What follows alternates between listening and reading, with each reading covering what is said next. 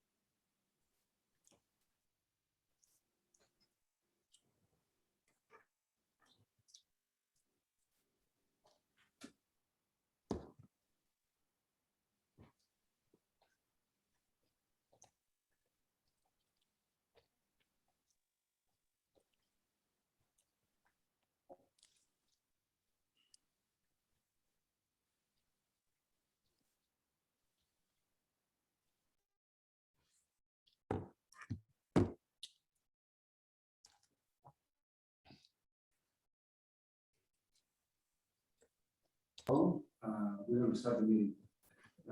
First of all, I want to thank you everybody for being here today. And first of all, I'd like to approve the minutes for August 13th. And all the minutes that were sent to everybody and that were sent us to represented. If there's any changes, did everybody read them? I move we accept the minutes. The minutes that were presented, okay, minutes pass. Mr. Bob, we don't need to, motion to approve them. right? No, you don't. It can be by consent unless there's changes. Okay. But if I can interrupt you for 1 second, I'd like to introduce our new students, Of course. ready to, looking for work. Not that we want you to have legal problems, but we want to help you out in any way we can. So why don't you introduce yourselves? Okay, well, go ahead. My name's Jake. I'm a second year student at UCI. I'm originally from Utah. I moved down here for school, but I'm here, so it's nice to be able to meet some people here. So I'm looking forward to providing any kind of assistance that I can. Thank you. My name is Winnie. I'm also a second year student at UCI Law. I am an Orange County local, so my family came here when I was 14, so I've been here for a while. And I'm definitely looking forward to working. Did you say Wendy? Winnie, it's WENNY. Winnie. Winnie. Okay. Thank you. They look so young. She said she's been here 14 years. She's been here a long time. And it looks like she's only been here like maybe 3-4 years. She's so young.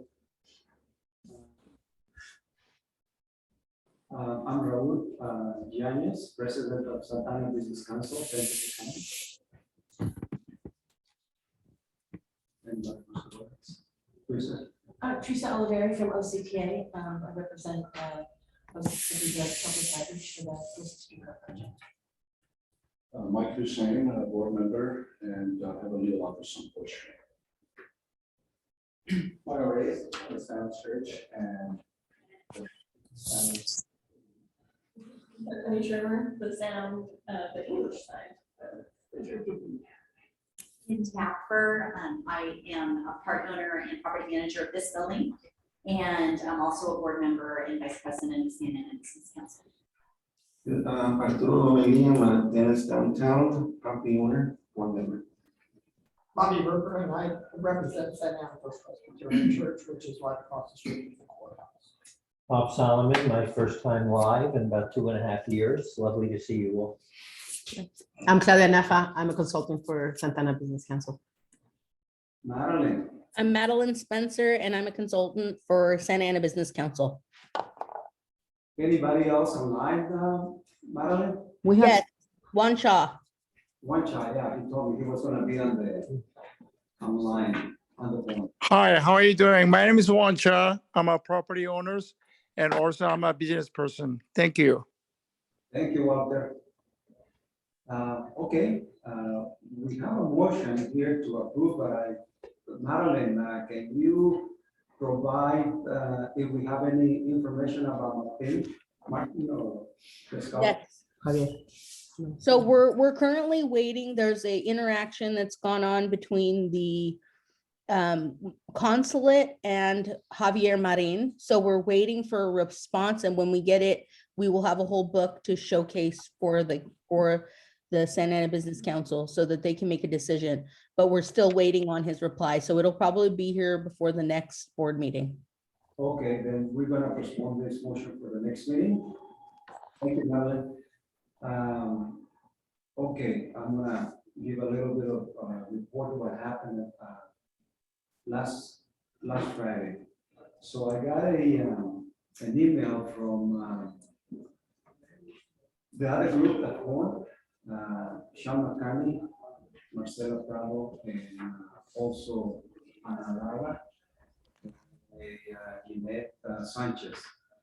There were the email was that they were requesting $5,000 immediately because they want to promote the downtown. They want to do events, and they were requesting the money for the 25th of this month. So I respond to the email and I told them that there was a process to request money from SABC, and they have to present a budget of the event, where and how they were gonna do the event. They respond this morning, and they said that somebody else gave them money. So that's what happened with this new group. So they are withdrawing the request. Yeah. I also told them that there's two groups in the downtown. They should ask the same amount of money. Every business pays to the bid if they request money from both associations. I think it's just fair that they only ask. It's not fair if they ask only one association, which is SABC. That's the news that I have for the board. I just want to add to it. So, you say you mentioned in this process, and part of the process is that they have any group that wants to put a function in the downtown, they have to contact the city and get okay from the city, along with what they're supposed to do, what they're going to do, how's that going to impact the downtown and the businesses. They have to get okay by the businesses in the area for wherever their function is going to be. They have to produce signatures from those businesses, and they have to touch base with the city for public works, police, so forth. When they get all that, as you will know, when we approval of funds to other organizations, they come with all that prepared. They have all that information. They have it all okay. So it's not, it's not just for a group of business owners to come and say, give me $5,000, and that's it. Yes. Right? So then they're very uninformed about it, and hopefully they get the right message or get the right information so they can proceed. And once they do that, then they can come to the organizations and introduce their requests so that the organizations can then make a decision on. Right, that is correct. There is a process. They have to follow the process, and then they get the money.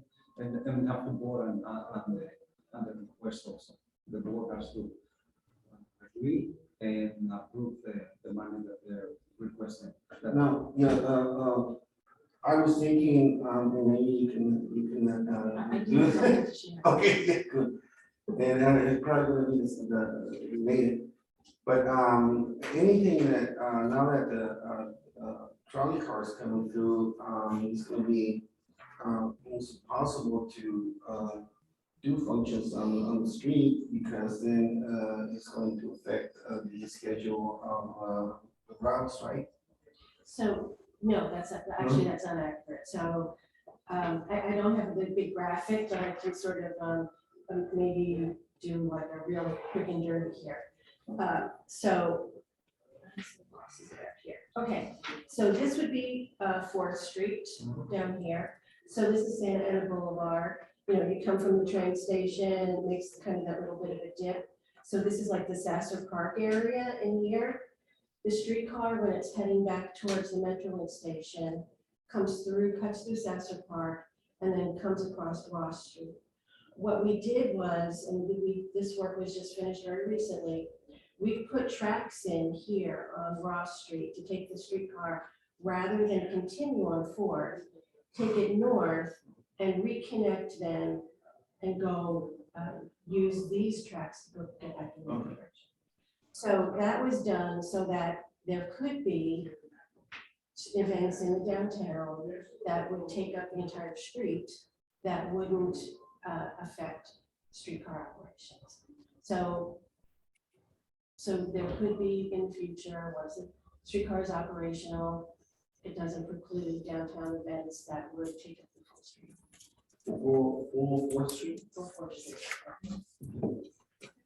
Teresa, if you want to go ahead and.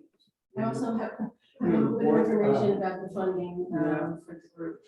So just, this is, they have a logo that they prepared. And I met with the same group that apparently came to you. The request for me to get involved came through Mayor Sarmiento, who's on our board, to Daryl, who's our CEO, asked me to meet with them and see what elements of the event that they want to put on and could OCTA support. So I have met with them. They gave me a long list of things that they'd like to do. Some of them are things that OCTA can fund, some of them aren't.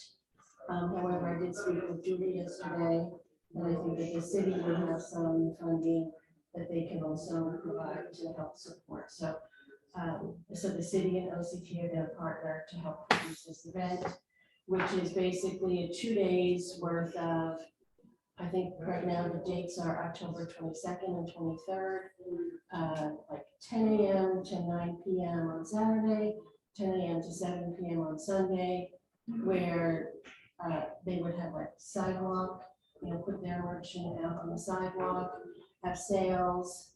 They asked us to do promotions, so I think OCTA is going to help design their flyer and promote it on, you know, through the channels that we're using to promote in town, that we would help promote this event. They've asked us for a couple things for entertainment that we can't fund, but I think maybe that's where the city has more flexibility than I do with some of the funds that are available. So that's basically the gist of what they want to do. I think they are seeing that although there's, now that the roadway is open, that there's more pedestrian traffic, they're not seeing an associated lift to their sales. So they're trying to do something that just focuses on, you know, on the retail businesses, and obviously I don't think it's only the people who are involved in this group that would benefit, you know, that could benefit. It's the idea is to bring a whole bunch of people to downtown for that weekend. When do they plan to finish some of our streets? It's still affecting our church terribly. Well, I mean, they've killed our church. the work that's happening by your church now is a city project. It's the bike lane project. But there's a great big hole. I mean, you can't go down that street. That, again, ma'am, the project now that is between on the north side of Santa Ana Boulevard, which is next to your driveway, and the platform and the track work, that work was left, that area was left because the city has a bikeway project that is now in construction. So I can give you the person's name that manages that on behalf of the city, and they can provide you with that information. Well, our church is working very hard on it because it's just, it's demolished. And I know what's happened down on the street. So. Teresa, is there a timeline to answer the It's question? only taken them 40 years. I don't know when the city's project is done. Basically, this work is complete. They're taking the lead on Yeah. So so what I see over here, the downtown is divided, for sure now. The things that we wanna do, they wanna take over doing it. Like the sidewalk sales, I started, it was a month ago, more than a month ago, that we tried to get this is information for everybody, so, you know, so, we wanted to get the signatures to do the sidewalk sales. They opposed this new group. They said that we're not gonna sign the form.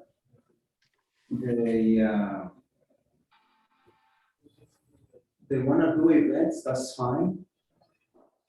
But it looks like the downtown is divided again. It's gonna create a problem.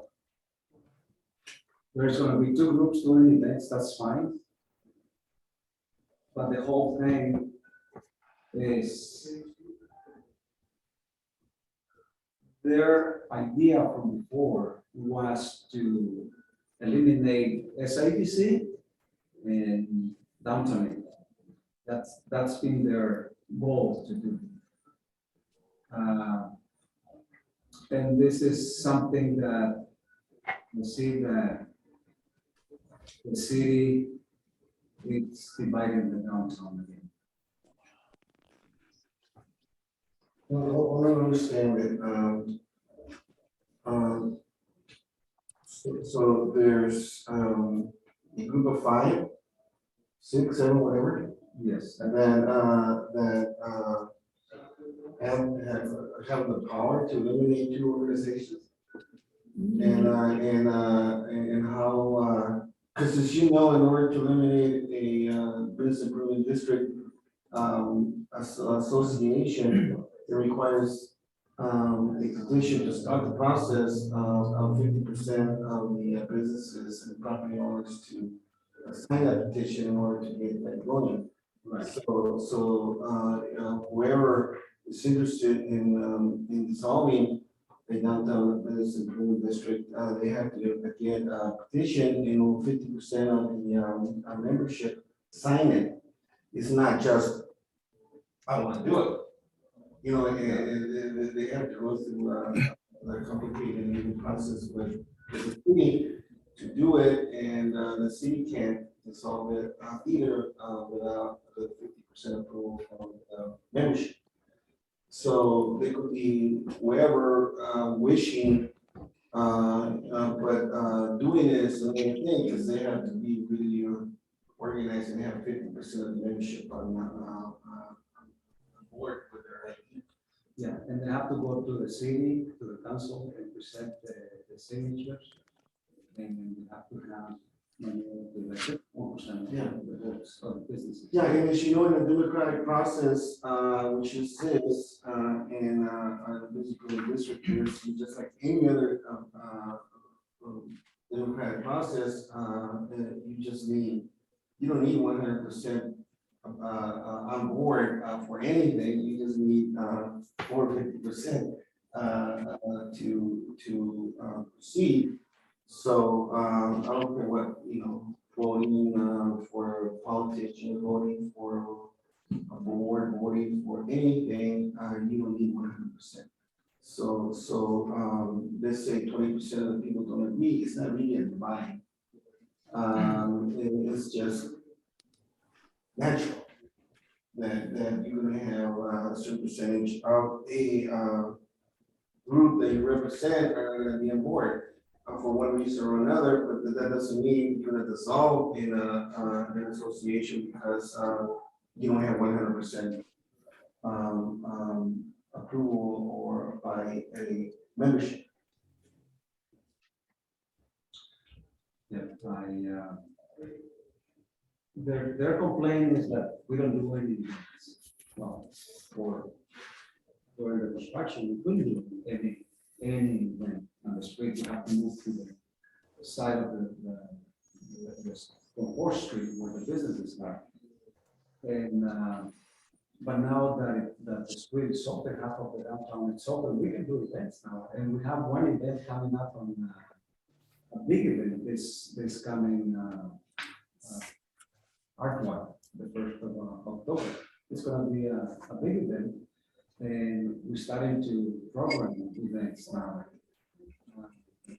But I think the more events we have in the downtown, whether they do it or somebody else does it, it's fine. The more advertisement, now that we have the chance of programming events, in the downtown, I think it's good. But one thing that I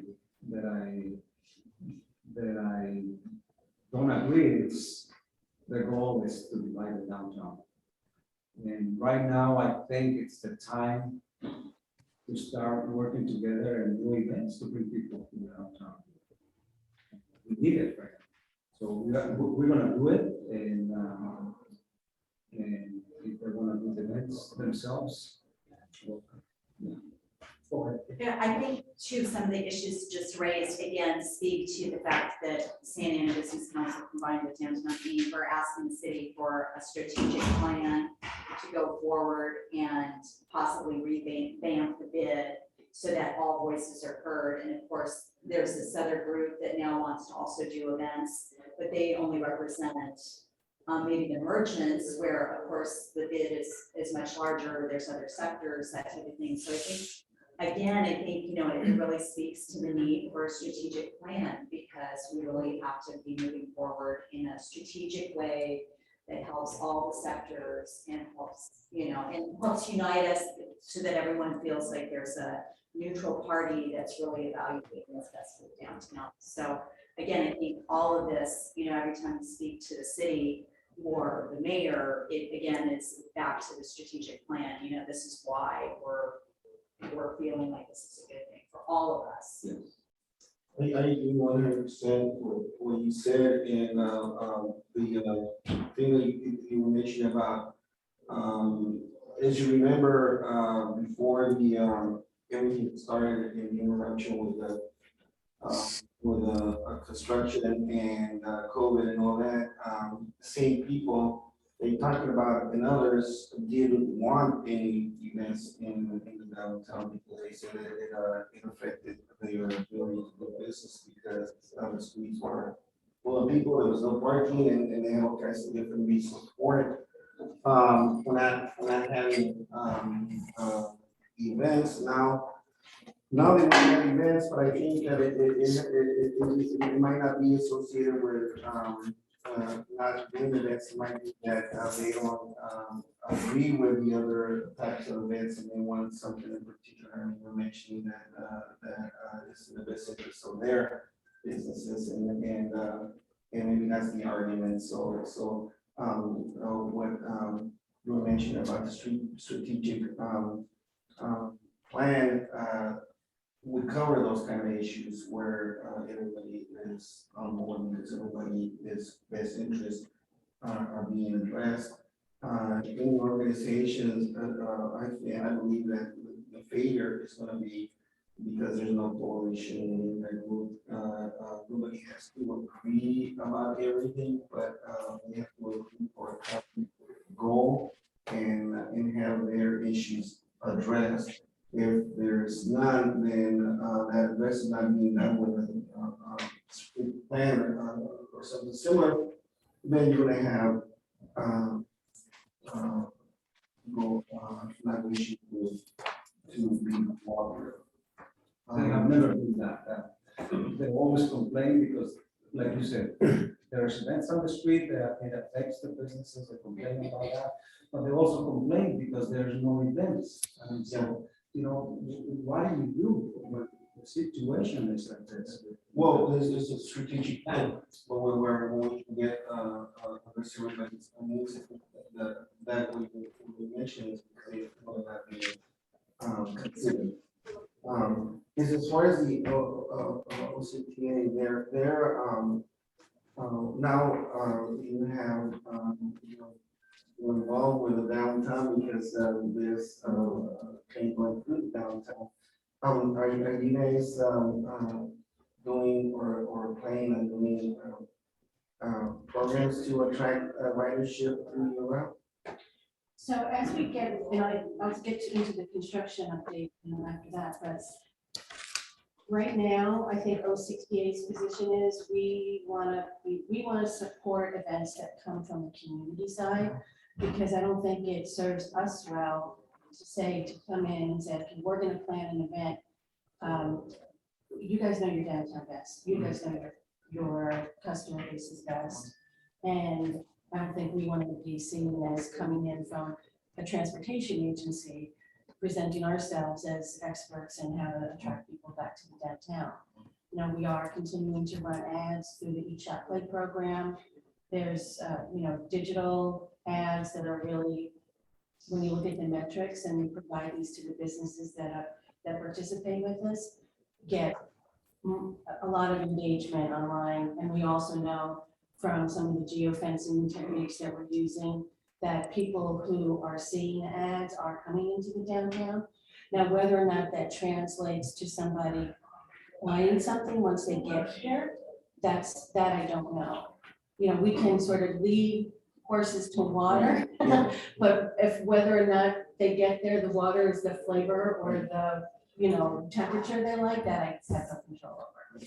So, but we will continue to spend marketing resources to promote both individual businesses and with a message of the downtown. I think we want to be careful from our perspective in saying that the downtown is open, because we certainly recognize that we still have blocks that are, and where people are challenged. And we have a block in particular between Sycamore and Broadway that was opened up initially in February, and then the work there has now, kind of lingered, because as we opened everything up, and then people got involved and wanted us to go in a different direction. So the activities got resequenced, which meant that block has lingered longer than it was initially planned for. But the work, the earth had already moved, and so they really have had an unequal amount of work happening, or not even the lack of work happening in front of their locations. So we want to make sure that we're doing sensitive. The money from OCTA, it's the same process that we have from the money that we receive from our license from the city. The money that we have, the OCTA gave us. If somebody comes and requests support for an event, it's the same process that we have to SABC. Right. We cannot just write a check and say, here, do the event, without even knowing how the money is going to be spent. So we give you a record how the money was going to be spent on their event. They didn't do that. They just give us $5,000. Right. I think they put the cart in front of the horse.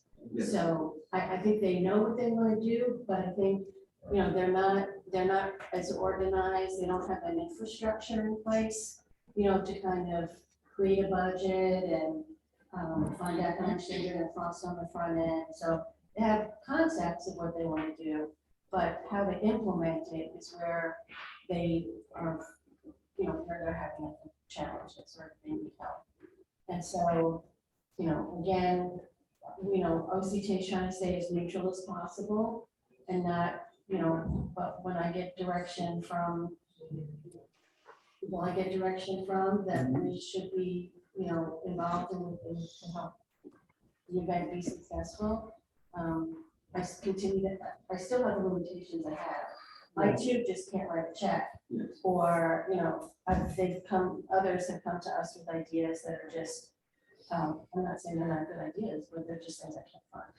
So we're gonna do what we can to help the events, and I hope that there's, and I'll just take off my OCTA hat for a moment, and just as a person who's been involved in the downtown, I think everybody wants the same thing, which is to have their businesses and thrive. And if people come and enjoy the unique things that Santa Ana, that this downtown has to offer. It's an authentic experience when you get here. It isn't a Disney-fied, street scene that you come and enjoy. You come here because it's authentic, and people here, there's a rich history and a vibrancy that is real. And so I hope that these groups, along with Downtown Inc. and yourselves, can kind of put your differences aside and focus, as you said, through a strategic plan of some kind that involves this feedback that you get from the full community, so that everybody's sort of pushing, rowing in the same direction. Because if you have enough challenges as it is, and there's limited resources from government agencies and from tax revenues and stuff, that to be spending energies on fighting against each other is so counterproductive. And it's not what, everybody wants the same thing. It's just how to get there. Well, I don't presume that I have this. I'll put my OCT hat back on now. So part of my editorializing there. No, you're absolutely right with that, yeah. We should all be working together. Then also, I have a question. So if I don't know if I'm hearing this right, you're saying, so even though the specific group didn't meet through the due process, they're still getting finance for the event? Yeah. Okay. And you said from whoever is allowing it. But wouldn't it be the best way to stay neutral in this there's already two existing entities that take care of the downtown, refer yourself to them and go from there? If somebody would have come to me and asked me about it, that would have been the response I was given. But when I get a direction from my board, from a board member and then my CEO, then nobody asked me my opinion on how I thought this was So going to play from out. city officials and SABC. Right, and I think that, you forget, just as a reminder, Mayor, you know him as Mayor Sarmiento, I know him as Director Sarmiento. He is one of my CEO's bosses. So you know how that kind of works. So again, I think OCTA wants to help promote businesses. We want to promote people coming to the downtown. Hopefully people, when they come to shop, don't get hungry. Go to some of the restaurants. We'll maybe notice some other things. You never know what triggers somebody to notice something in the downtown that they didn't know before, that they now see, and they want to come back and enjoy the experience. That's a mutual benefit or really the downtown and the corridor over to Harbor and OCPA in the city, we're all tied because if there's no interest in ridership, then we venture back, right? So there's gotta be a mutual working together of attracting people to ride the train and ride the trolley.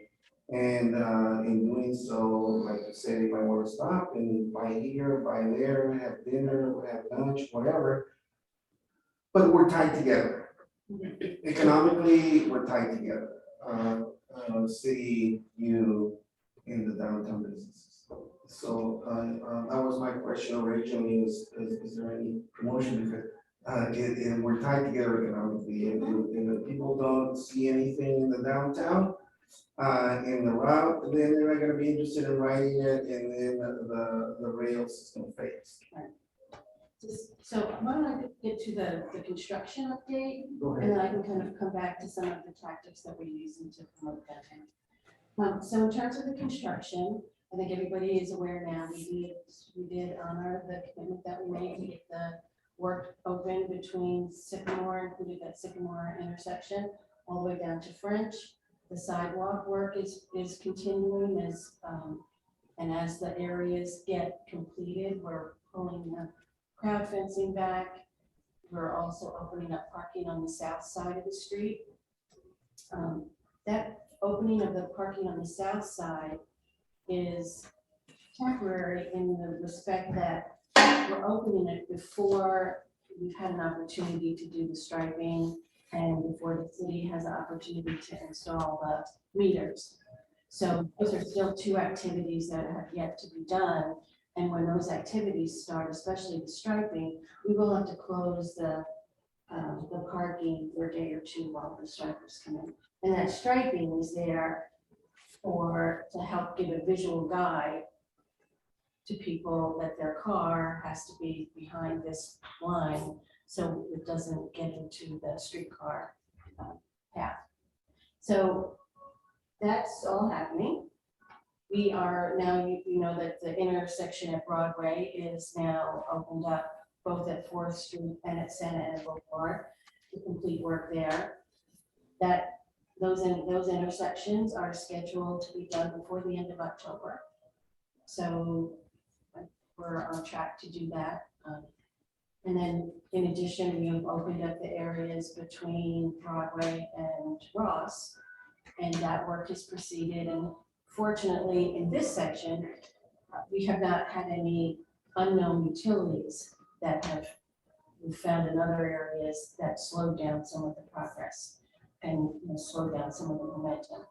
So the track has been pulled in those sections, again, between Broadway and Ross. The contractor Rail Works has now started their work. So once the rail's pulled, then they build all the infrastructure that supports the rail system itself and all the duct work that carries all of the communications and other elements of the project. And we are on track to get that work done by Thanksgiving. So someone mentioned the moratorium before. Just as a reminder, there was a moratorium that the city asked us to include in our construction contract, which we did, that would have disallowed us to do any track installation work between Thanksgiving and New Year's. And so OCT did not want to proceed with opening up that area between Ross and Broadway if we thought, because we're not sure before we open the roadway up, what we could have found that would have taken us beyond the moratorium. So the businesses did reach out to the city and let them know that it was their desire to continue the work, not to stop, even if it goes a little bit past the moratorium. So that's this current state of things. We think we'll be done before Thanksgiving. So again, unless some unforeseen thing happens, the other thing that we are continuing to be challenged on is a shortage of materials. Asphalt and concrete there's a lot of construction around, if anybody's noticed. And so that puts a great deal of pressure on materials that we need in order to finish some of the elements that we have. And so, but we are, as I said before, we are, making good progress, and we think that will be done. Just to go back, just to remind everybody in terms of promotions for the downtown. So we run ads in Spanish newspaper in 3 markets, the Excelsior.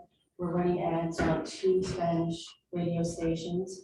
We also have billboards that we're paying for that have ads for individual businesses. And that's in addition, those are kind of physical things and kind of traditional markets. And then in addition to that, there's a significant online presence and social media to help, attract people, let people know that 4th Street is open, in the areas where we have continued to work, but in any event, for people to continue to come downtown. So are you doing anything in the English language? Well, the billboards. I mean, my whole. The billboards and the ad and the billboards are bilingual. So it's both. But all English your and stuff that Spanish. you just said that you sent out to all On the rate for radio, because that's what we were asked to do. So we were asked to provide. Thanks a lot, whoever else. I mean, it really hurts me. I was raised in Santa Ana. I don't understand. I understand the Spanish blah, blah, blah. But you know what? I feel very left out. And my taxes are extremely high, and I feel like all my taxes are going down. I'm sorry. Well, I've been here a long time. All of our public facing documents, all of the materials that we share about information about the project, benefits about the project, are all done in bilingual. So we do things in English, we also do things in Spanish. And what's funny is I worked for the school district for 100 years. A lot of the Spanish people can't speak to each other because they all speak linguals. Did you know that? Well, that's not my job to. I know, but what I'm saying, we keep doing this all in Spanish and hide the students, and they can't even, a lot of them can't even read it. You know, when we get federal funding, we have certain requirements, and just OCTA has, you know, we pride ourselves in speaking to the communities. And so diversity and diversity sensitivity are part of the things that we've embraced as a value at OCTA. And so that's why we provide information in languages that are in the communities where we're having investment. Sorry about that. You can tell I'm more. Teresa, I do have a question. How much Yeah, has no the issue city with spent? I'm sorry. Specifically like construction. Between, I just feel like I we've don't have the lost it numbers all. broken out between No, promotion we've and worked just pretty like hard, so. information. Because not only are we providing $7 million. And promotions. Over the course of when we started construction. Several. I don't have the number from like, again, because we've got both promotion and then just information, you know, the, you know, construction alerts, et cetera, that's all part of the. Oh, okay. Is that it? Thank you for the information. I know, I pick on you. I don't have the report that I gave you about this new group. So I invited them to come, but I guess they never come. Anyway, so. Do they have a name, this new group? Because we keep Yes, they referring do. to it as a new group. It's They do. third-party protesters, I don't know. Merchants or street something like that. This is their logo. Here to stay. And the other thing I should mention is that on Monday, OCT's Board of Directors did approve funding to backfill what the city has spent in the downtown parking to offer the free parking as well as increase security costs. And so the way the staff report is structured is that it's an amount not to exceed, and I have the number here, $679,748. And what the city will do is they will, it's based on actual expenditures, so they have to spend the money, then let OCT know, and then OCT will reimburse them. And so those are for expenses running from February to December of this year. And there's no requirements from OCTA to the city how the money is going to be spent. Just it's a loss of parking revenue that you're reimbursing the city. So what the city, whatever monies that the city has spent for free parking and increased security, OCTA is now going to reimburse them for.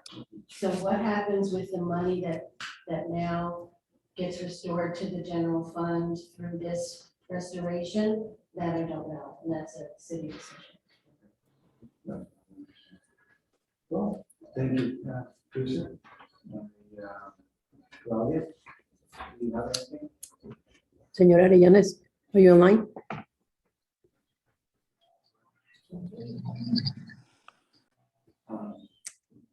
Marilyn?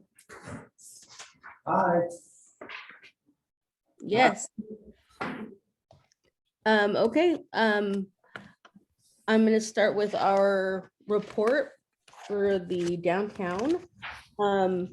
We've had a whole series of events in the past couple months. One of the events that we had been working up towards was the Storefront Mastery Program. So beginning with the Storefront Mastery Program, we engaged 17 storefronts, which included Anna's Everything Store, Conchita 99, Telas Fabrics, El Diablito, Charlie's Tattoo, Lovewell, Frida Cinema, Vibes, Bloom, OC Beauty Lounge, Lockout Studios, Alejandra's Bridal, Callejon de Beso, and Las Cazuelas. And we did one workshop and 17 participants were at the workshop, one mixer where 10 participants came to that, and one luncheon, which had 15 people. We engaged 60 people overall. 5 storefronts were given grants, which we still need to distribute to those 5 storefronts. And this was over a 3-day period that this engagement went on. And we had Jaime here from New Hampshire, but he has worked all over the country, and he helped to speak to different storefronts and talk to them really about how their storefront represented their business and what they could do to bring out more of their own ideas. So a really good example of this is that we learned that Conchita 99 actually sells musical instruments. It's one of the only stores in downtown, besides maybe the pawn shop, that actually sells musical instruments. And nowhere would anyone know that there were musical instruments in the store. So one of the things he asked is, how could you bring that to the forefront of your shop? And then we could actually connect to different folks, all of our musicians within the downtown, to be purchasing their instruments from downtown. So that was a really good example. And Cochita 99 has a whole bunch of great ideas. Teles Fabrics is talking about changing out his storefront so that you could tell that he is a fabric store and that he's selling new fabrics that maybe are thematized by like whatever the season is. And that's some window dressing that needs to happen in order to make that space more attractive, and it'll bring customers in. So those are a couple of the examples. So there were a lot of great things that came out of this program. And we have a report that everyone in our board will receive about everything that was learned in this process and engagement with the community. And now's a really good time, since the streets are changing, for our stores, storefronts, and facade like improvements with our stores to happen. The next thing is that we have a brand new art walk liaison who is in training in downtown. I know that we have all of our areas, but her name is Kateri.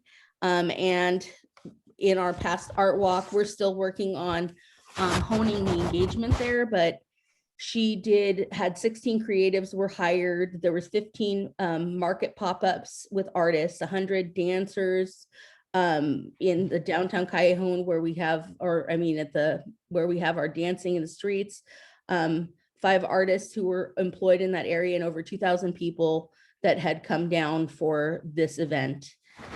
We also had about 136 creatives that were engaged in the process of Art Walk, 2,000 people overall, 80 restaurants, and 20 galleries in our downtown. And then if we move on to another event, which we participated in and were partnered in, which was Savor of Santa Ana, we had our very first food event that we've had since COVID, where over 35 restaurants were engaged and 1,500 tickets were sold, which went over what we thought. Over 200 Yelp Elite came to the event.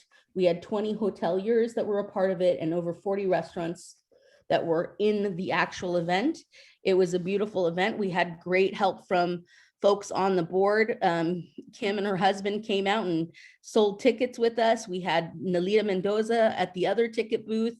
And we were able to have a night of like a more unified downtown again, which is what we were used to in the past, where everybody could really get behind and celebrate the downtown together. And all of the restaurants could showcase their amazing foods. And some of the things folks said is, I think Maria the Hot Tortilla mentioned seeing the restaurant owners so happy was one of the things that made her happy.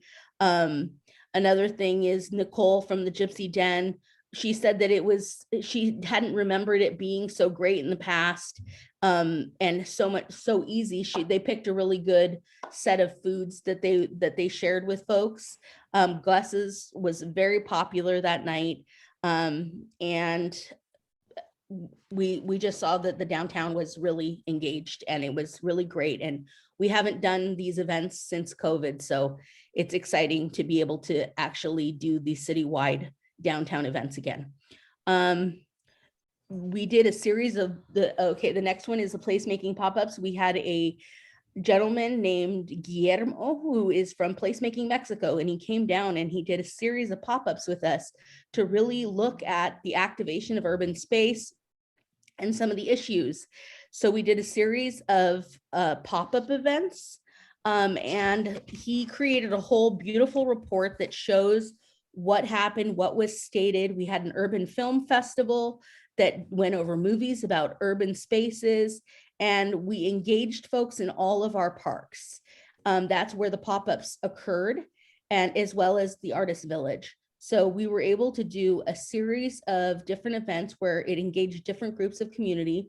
One of the things that has come out of it, which I'd like to engage our new legal team, is that we have been working for a long time to create a memorandum of understanding with the city around our urban parks, because there's a problem with the activation and the defensive design of the parks.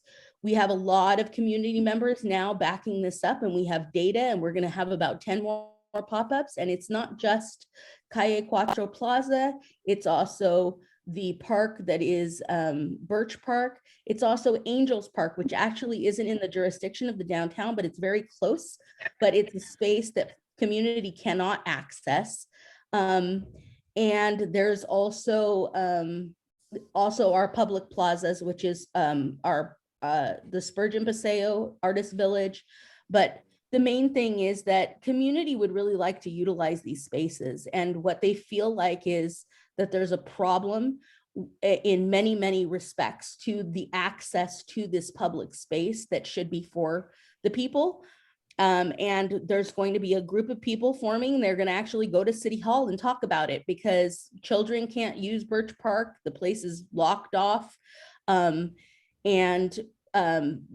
people want to use, they want to have an area that dogs can go to. They want to have areas where people can utilize the exercise areas, etc. And they want to be in these spaces. And right now the processes are cumbersome, they're difficult.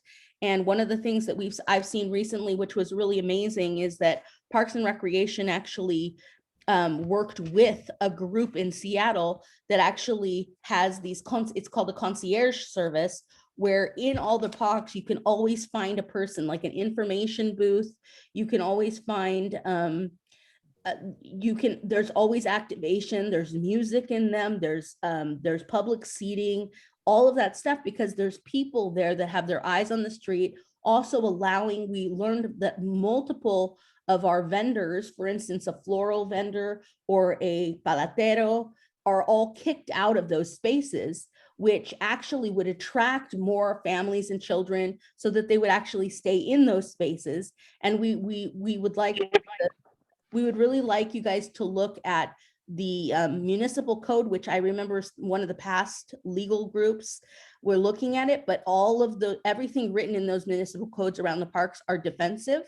And we want to create kid-friendly cities and family-friendly cities for folks. So we really want to look at that and figure out how downtown can become a model for the allowance of the community to access public space, the activation of public space in the urban parks. Madeline, before you go on, well, the students will contact you to meet to get more details so we can get right on this. Sounds like a great project. Okay, awesome. Are you saying that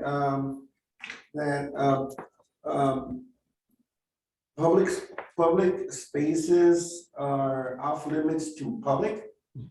What I'm saying is that there's a cumbersome process that the city requires in order to utilize those spaces. And one example of that is if I wanted to use Birch Park, I have to go through 5 different departments: fire, the police, in order to get a permit. And we're talking a permit for almost like anything. They told a woman who wanted to go there with a group of other kids to go in the park that she had to get a permit to go to the park.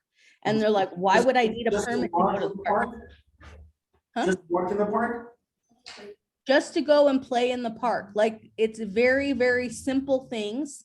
And usually there should be, I believe, if it's the same in other cities, like you should be able to have under 50 people in a park space without getting any kind of permit.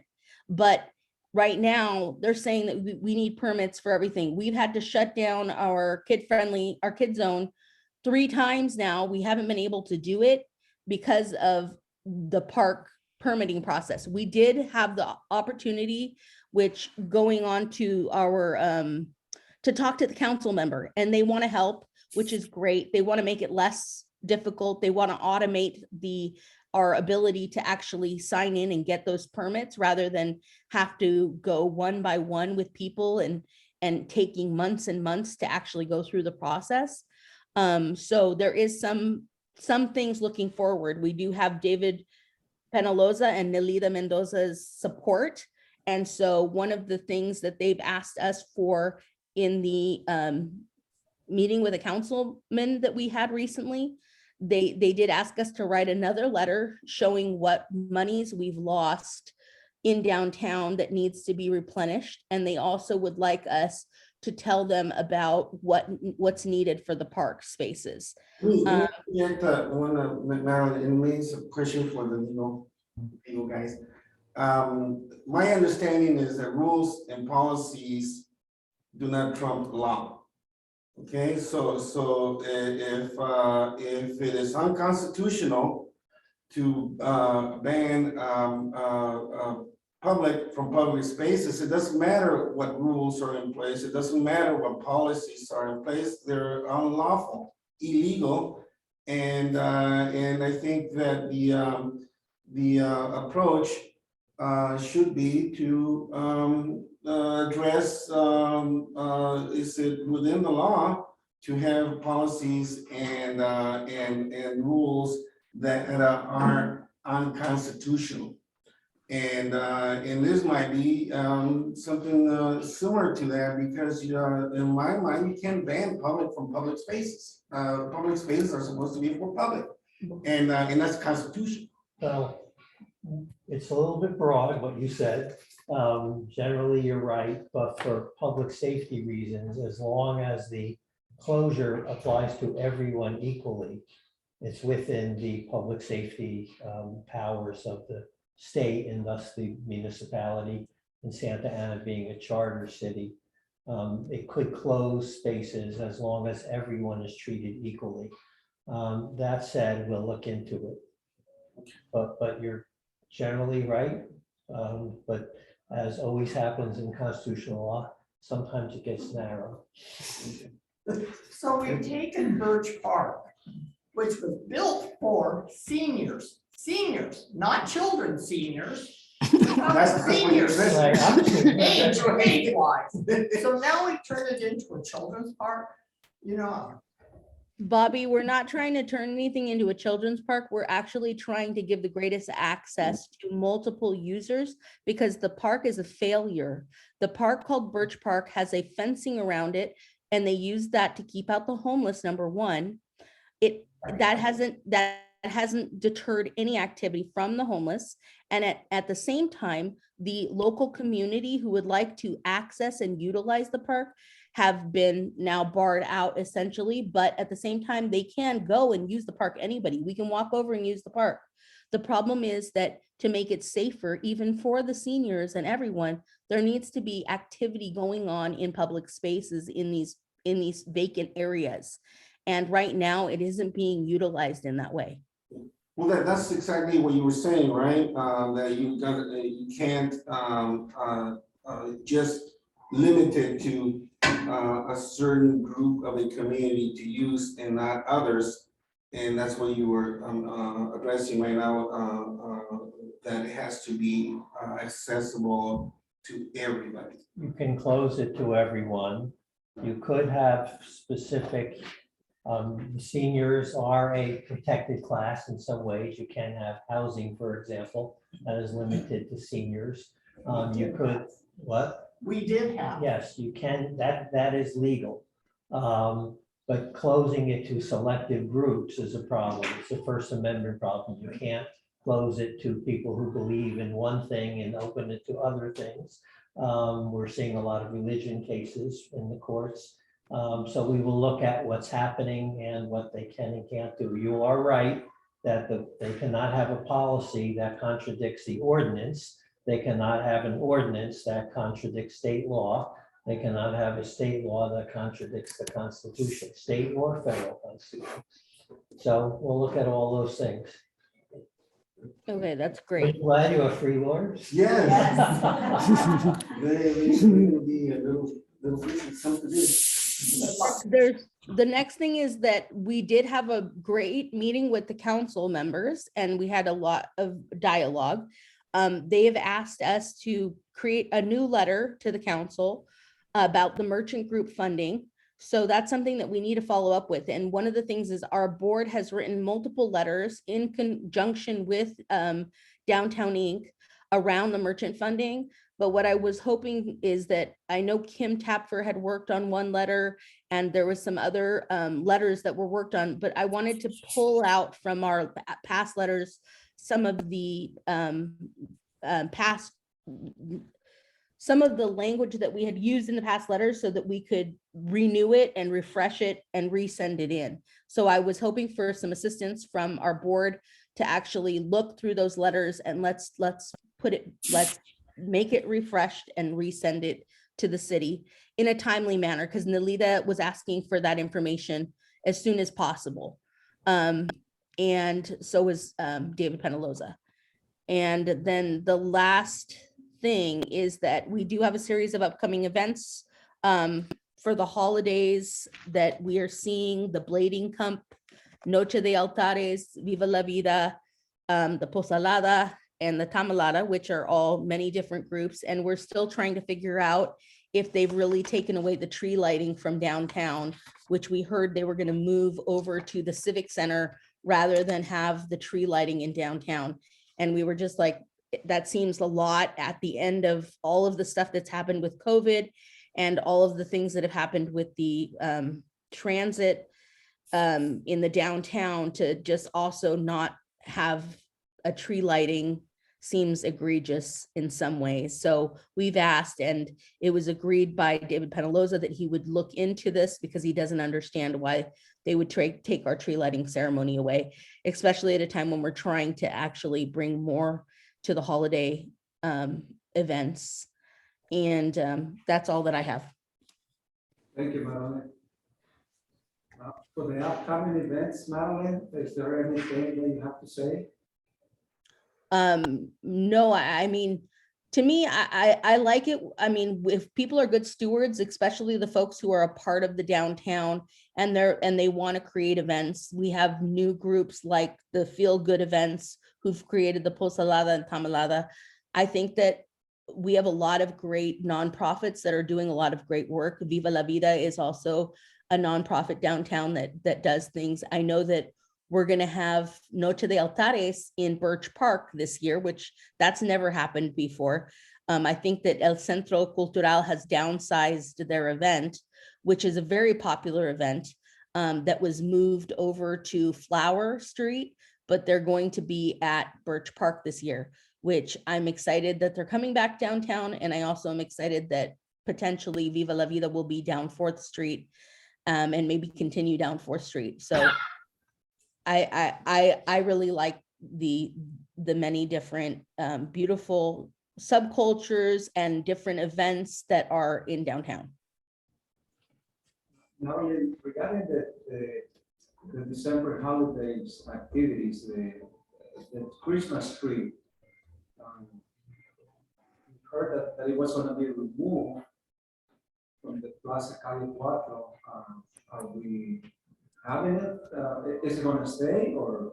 We don't know. I know David Penaloza is looking into it. He said that he believed that so as you know, they tried to create a winter village last year in the Civic Center by putting a skating rink there. And as you guys all know, we did a public records request just to see what the losses on that was. And it was an $800,000 event and 700,000. It would have taken you would have had to have 40,000 people to break even on that event. And they actually lost $700,000 on the event. if you look at the numbers of people that actually came. This year, they've created a new playground, a kid-friendly playground in the Civic Center, but they need shade on the playground, so they're actually adding to that. So they're trying to build the Civic Center up to be a public space. They don't have, and they're doing this at the behest of the fact that downtown, which is right next door, many of the things that we need are not being taken care of. For example, we've needed shade at Calle Cuatro Plaza for a long time. It's a very hot location. We've asked for kid-friendly equipment, and we've been doing all these things in order for that.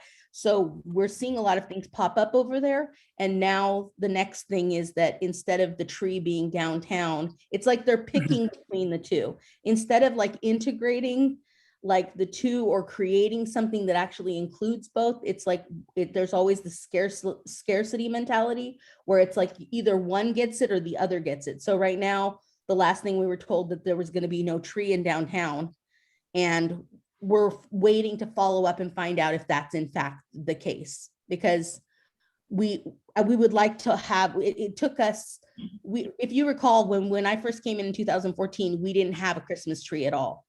We actually had to fight to get the Christmas tree in downtown. And now we're fighting again to see if we can still have the Christmas tree in downtown. Madeline, who are they? You say they, who are? The letter came from our liaison for downtown. It's Julie Castro. But she doesn't make the decisions. Who are they? Who doesn't make the decisions? I think that she does make decisions, and she does make choices about these kinds of things. So our council members are the ones who are actually going to make sure to see what the staff is doing and why they've made these decisions. Well, there's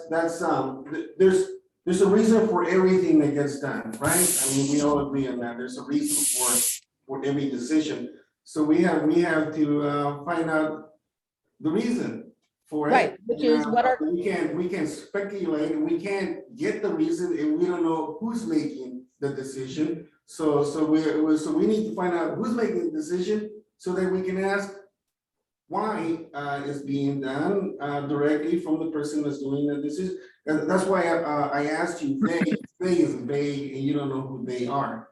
Well, what I do know is that David Penaloza is following up for us. So we have our council members following up with staff to find out why this decision has been made. Yeah, but we have to identify who is doing it. Yes, and that's what David Penaloza is going to be doing. It was Julie that, it was Julie the one that sent the email that the tree was gonna be removed. But did she say I made the decision? I believe so. I'm not sure, but the email came from her. And then I answered that they shouldn't remove it because that's for the community to enjoy on Christmas and the holidays, during the holidays. Yeah. And then Peñalosa got involved in the emails, and he said, I'm gonna look into that. And then he stopped there. We haven't heard anything. I think we have to follow up on that, Madeline? Yes, we do. Yes, thank you, Madeline. I think. Raul, this is Wancha. Can I talk to you one thing to citizen order to the Birch in a parking lot to Cross Street for the government building. Example, we need to customer have a customer complaint, citizen complaint, then OCTA, they're gonna put it on the bridge to the parking lot to the government building for the Birch and government building. And then you can, I can try to request for the in Teresa. Teresa, please talk to me and what happened. You cannot put the in bridge in right there. And a lot of people, they're parking, they go to the all the way to the Rosser Street to go to the in government building, or they can come into the in a Broadway to the go to the in a government building. And also government employees and they're gonna come down, and they always and come down to the Broadway or Ross Street. So can you put the bridge in right there, Teresa? So we did add a pedestrian bridge next to between, I believe it's between Broadway and Birch. I think there is a pedestrian bridge built there. No, they have, the only one of them is Broadway and Starbucks. Starbucks, and then they have only one bridge. So you need to put on another bridge for the Birch. There's a parking lot, the public parking lot to the government building. Okay, I understand, I think I understand the location you're talking about. Let me talk to the contractor. I think if it's the area that I understand you're describing, it's because that's where they're actually doing the work there. So they can't have a bridge that is right over where the work activity is happening. But I think some of this will get addressed once Broadway's finished. I know we're a few weeks away from that happening, before the end of October. But I think once we get that intersection open, that helps alleviate a lot of that pedestrian pressure. But I will ask, certainly. Thank you. Thank you, Walter. I have a question. Oh, go ahead. I'm sorry, but I just have a follow-up question. Madeline, I have a question for you. If you recall, for the last, I don't know what, year or 2 years, we were talking about the digital directory. What's the status on that? Do you have any update?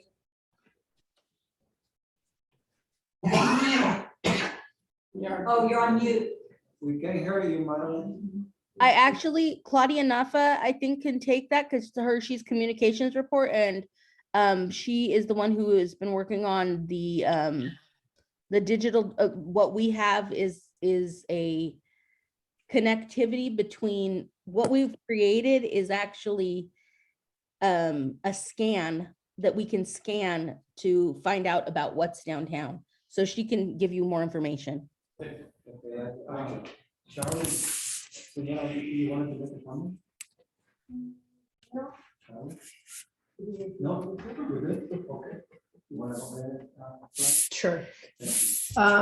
For Storefront Mastery and for Savor Santa Ana, Mario already covered those two, but I was able to be at Savor Santa Ana. It was quite an event. It was really beautiful to see everyone coming in downtown. The comments that we received from people sampling the food, it seems like everybody had a really great experience. We had the bus, the double-decker bus. I was able to ride on it. It took us through the downtown. We had beautiful weather. We had a beautiful sunset. I mean, it was truly magical to be here. And the streets are looking really, really nice. I mean, I know we don't have the amount of people and the, the buzz that we want, that how we see in our downtown. But I think once this is done and we get through this, it's going to be magical. It really will. Driving here, I saw the lights. They're putting out the lights in 4th Street. I mean, when those light up, it will light up everybody's spirit and they will, hopefully people will start coming to our downtown. So definitely we need to spread the word and need more events.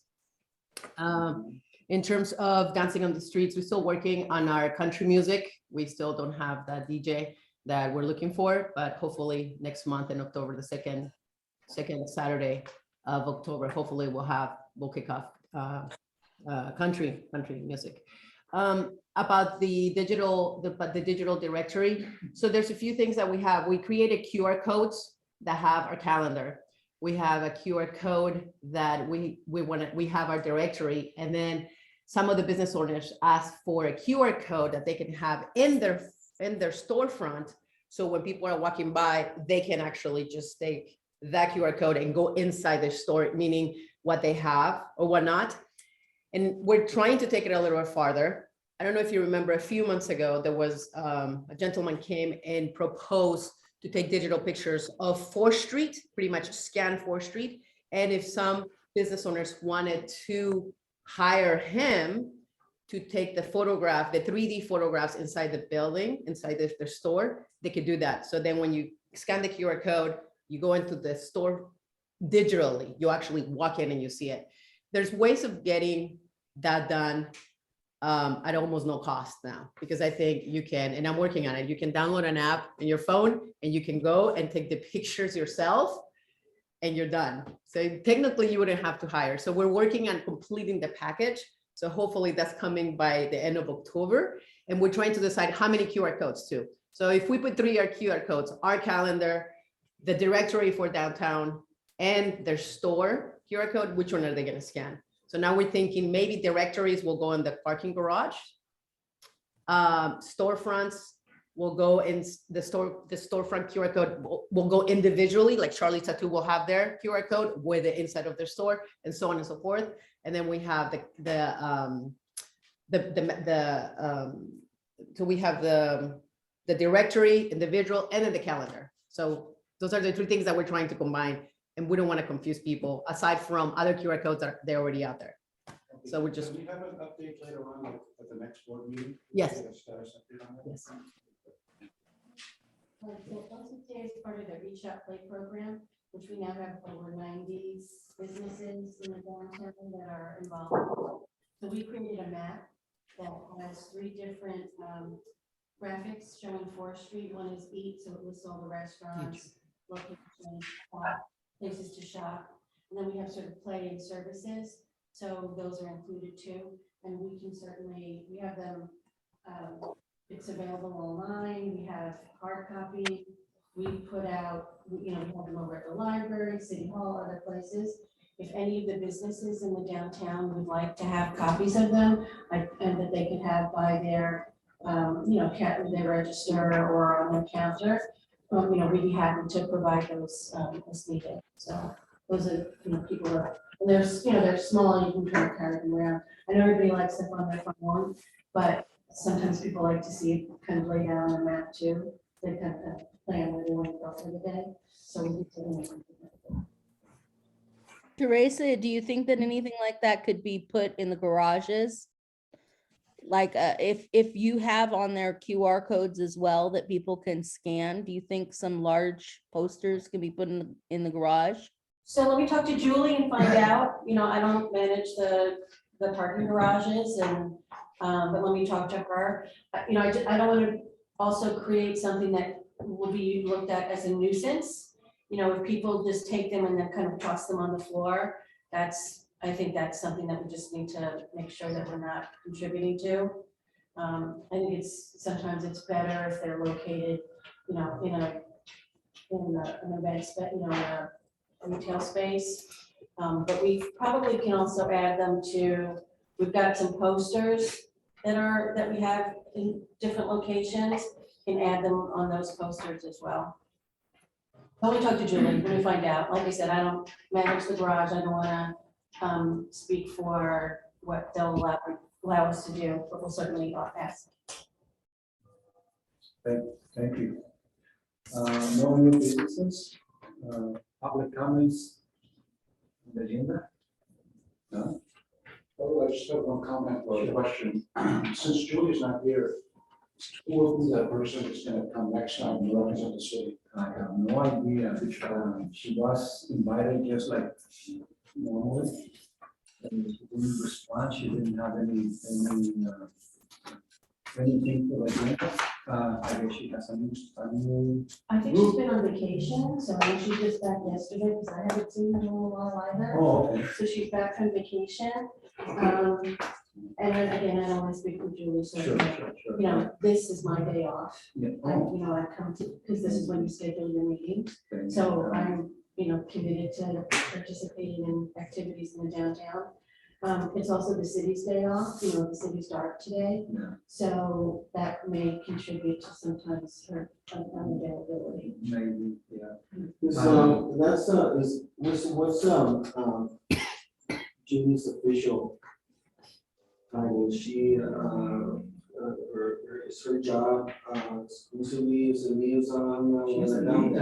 She's the liaison. I don't know how much she covers. I don't know how much. But that's her job. That's her job for the whole. Right. So then. Her job is economic development specialist for the city. So there's a series of people, and she has a specific area, and there's one other gal who has the rest of Santa Ana.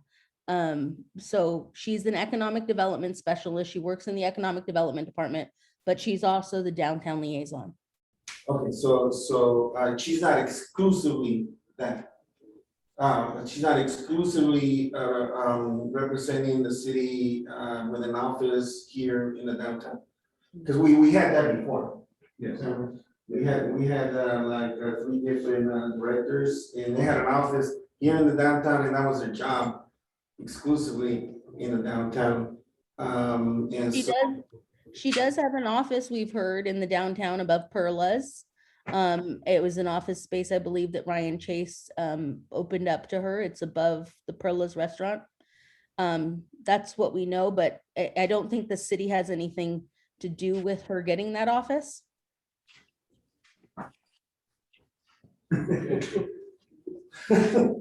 that's kind of weird.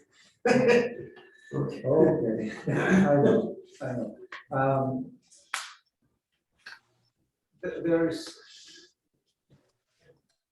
and the new businesses, there's, I know it's not in the agenda. If everybody has a little bit of time, a couple minutes, I can, if I may, I can add to, on the public comments, well, actually, it's not a public comment, could be new businesses. Moises Camacho is working in a mural in the alley, and it's been sponsored by SABC and Downtown. It's right between, in the alley between Bush to Main Street. It's a floor mural, and Moises, are you still there? No. He left, I think he left. Mhm. He was there. Anyway, that would be a new mural that is gonna happen there, and they're gonna start on October the 1st, the day of the hour. It's gonna be a beautiful mural. Come and see it when they start it or when it's finished. It's gonna be really nice. Where is it? It's right behind it, between Bush. Oh, okay. It's gonna be on kind of on the floor. Yeah, Great to see. Yes, that's what it is. That one is the big frame behind the building. Yeah, okay. It's gonna start there, all the way to the building. This, the brick building. Right. Okay, meeting adjourned. The next meeting will be October 21st.